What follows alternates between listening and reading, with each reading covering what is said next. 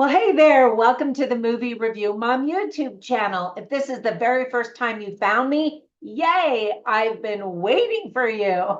And if you're a returning subscriber, yay, thank you so much for returning. I really appreciate your support. So you already know that my goal is to give you the heads up on filmmaking quality and content so that you can decide whether or not you want to spend time or money or both watching a particular film. So today, that particular film is Sound of Hope, the story of Possum Trot. This dramatic film, based on a true story, releases on July 4th, 2024 in theaters. The movie is rated PG-13. It's 2 hours and 7 minutes long. My overall movie review mom grade is an A. I really enjoyed this film. So first, I'm going to give you an overview in a nutshell, and then I'll point out things I liked, things I didn't like, tips for parents, themes worth talking about if you watch this with friends or family, interesting lines, funny lines, and we'll finish up with recommendations for other films that are sort of similar that you might also really like. All right, let's dive in. So in a nutshell, the fight for kids begins now. That's the tagline. 22 families from a rural Black church in the small East Texas town of Possum Trot adopt 77 of the most difficult to place kids in the foster system. The film is inspired by the true story of Bishop and his First Lady, Donna Martin, and their tiny Bennett Chapel church. The film was directed and produced by Joshua Weigel, who also co-wrote it with Rebecca Weigel. The executive producer was Letitia Wright. You probably know her name from the movie Black Panther. Now, here's a quote from Jared Giese, who's the chief distribution officer of Angel Studios. He said, last year, Angel Studios started on a mission to help kids by shining a light on child trafficking in the jaw-dropping movie Sound of Freedom. This year, Sound of Hope shines a light on a solution. Well, okay, I actually added the words jaw-dropping because as I watched Sound of Freedom, my jaw literally was to the floor just the whole time. But anyway, his quote continues. He says, an issue this big deserves a big release date. With hundreds of thousands of local churches and civic organizations in America, there are more than enough resources to ensure every child has a safe and loving home, end quote. And I think that that's such a perfect quote because that's the heart of the movie. So let me give you some quick tips for parents, and this is important, everybody. So it seems like it would be an inspiring family-friendly film. However, there is some content that makes it not family-friendly. For example, we see a physical abuse when a man beats up a woman and kills her with a gun. There are disturbing images of children who were abused and neglected in horrible ways. A boy has a severe mental disability. There's lots of bickering and fighting. While the movie is very inspirational and motivational, it also shows a very realistic look at the ups and downs and even traumas of bringing foster children who came from very tough backgrounds into your own home. There is some profanity, but no F-bombs. So some of the themes that I thought were illustrated very well are family, of course, the power and influence of a good mother, dealing with grief, suicidal thoughts and depression, adoption and fostering children, of course, hypocrisy, parenting struggles, and the power of community. Now, this isn't a typical Christian movie. However, faith is definitely a big theme and a big part of the story. So here's the list of things I really liked about this movie. First of all, the film begins with an adorable sneak peek at Angel Studios' animation of David from the Bible. You can learn more about it at thedavidmovie.com. The animation is stunning, and the short clip that we see is immensely charming. I can't wait to see the whole thing. I've asked for a press screener from the studio, so I'm waiting for them to send that to me, but they're still finishing up the movie. So I'll let you know as soon as that one is ready to come out. Nika King is absolutely fantastic and really is the heart of this story as the mother who loves and protects with fierce determination What an angel of a mother. Demetrius Gross plays Reverend Martin, a fiery preacher who is a guiding light for his small congregation. Elizabeth Mitchell is immediately likable and probably recognizable. She really was the only actress that I had seen in anything before. She plays a very strong advocate for children. And sadly, the real life person, not Elizabeth Mitchell, but the real life Susan passed away just a few years ago. And so she never got to see this movie. It honors her very well. Diana Babnikova gives a powerful performance as she allows us to see her build up her emotional walls and then tear them down slowly when she finally learns to accept real love. The color palette in the movie is very rich, beautiful cinematography. I loved watching the grandma in Act One touch the photos on her wall of her family as she prayed for each person. What a sweet legacy of faith. When she passes, that's the event that really triggers the depression in the mother who just doesn't know what to do with her life and feels so much despair and suicidal thoughts. Finally, she sees some children running and playing, and she feels like God has spoken to her, telling her she needs to help children who don't have loving homes, like the one she grew up in and the one she's trying to create for her own children. And I love that it was her own mother who inspired her. Of course, God too. But, it was that love that the mother gave her that she wanted to offer to other people. All of the actors really did a terrific job. They all seemed like real people and not actors. You know what I mean? Bring tissues because you will cry. The movie is very heartwarming and very touching in moments. Be prepared. You're going to want to foster or adopt children after you see this movie.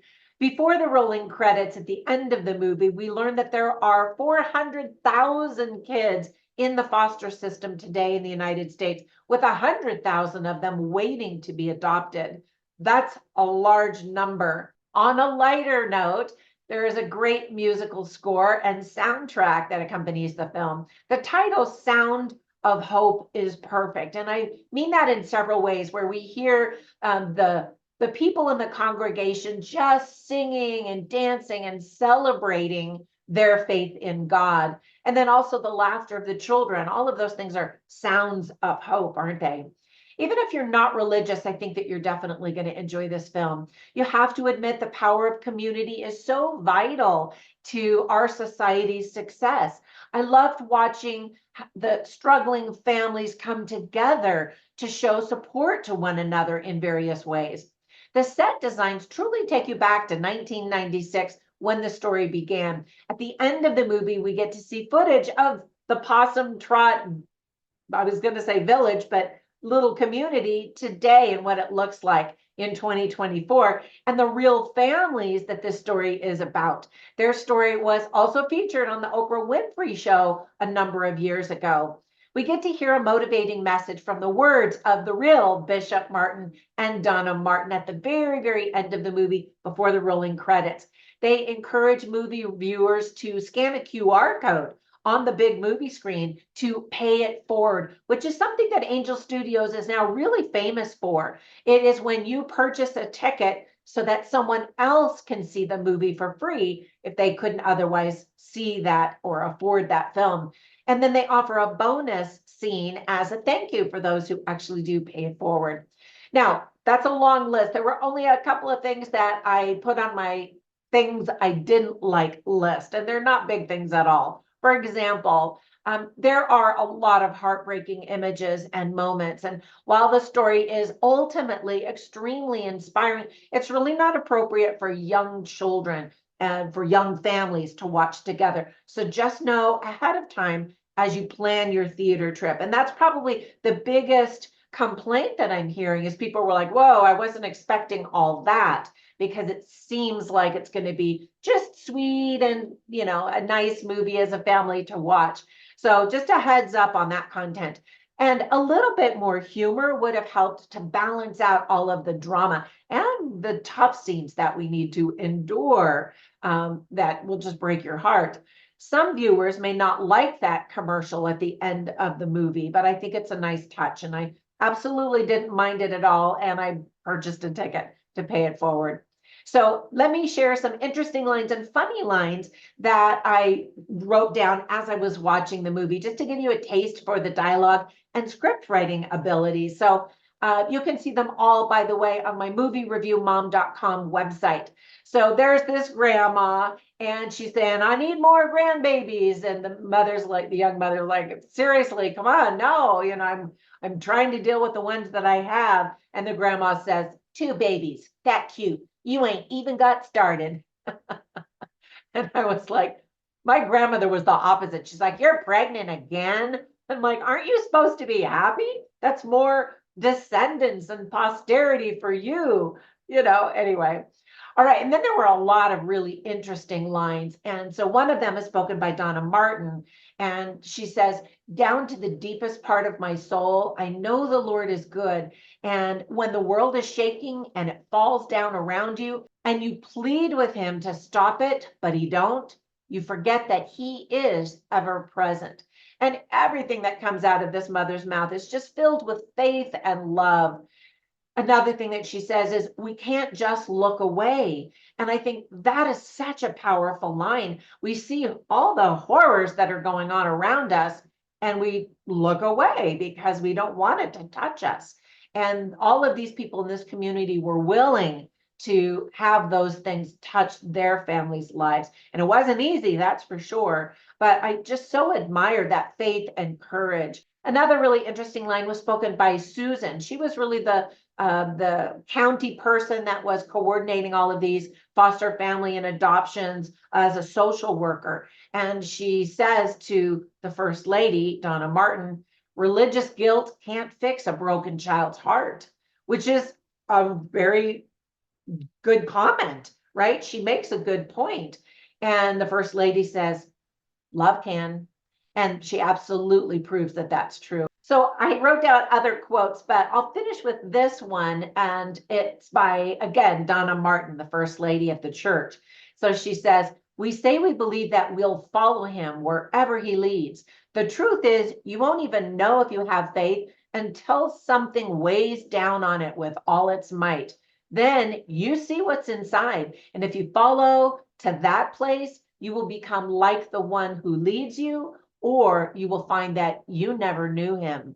And that one really hit me. That was such a beautiful quote that, we can say we're religious, we can say we're Christian, but if we're not showing by our actions, then is the gospel of Jesus Christ even truly in our hearts, or is it just in our mouth? You know what I mean? I think they absolutely walked the talk as the Reverend and the First Lady of that church. So inspirational. All right, so before we finish, though, I'm going to give you 3 recommendations for other films that I think are really good, that are sort of similar in as much as they deal with fostering children. So the first one I thought of is called Instant Family, and I'll cue that one up so you can watch my review of it as soon as this film is over, or this review is over. It's based on a true story, and it's about a family who reluctantly decides to foster, and some of the funny things that happen. It is much more comedic than this serious drama. Another one is a documentary called Foster, all about the fostering system. And then the last one is not your typical fostering movie, but such a fantastic movie called The Blind Side, where we get this petite little white woman and she adopts this big black guy who becomes the star football player. And such a sweet, charming movie, and a wonderful representation of being colorblind and just loving those who need love. All right, that's it. When you get a minute, run over and visit me on my Facebook page, my group called Movie Review Mom, as well as over on Instagram and all of the other social platforms. Hopefully my review is helpful. If it is, give it a thumbs up, subscribe, comment down below. You know the drill. Have a fantastic day, and I'll catch you in the next one. Bye for now.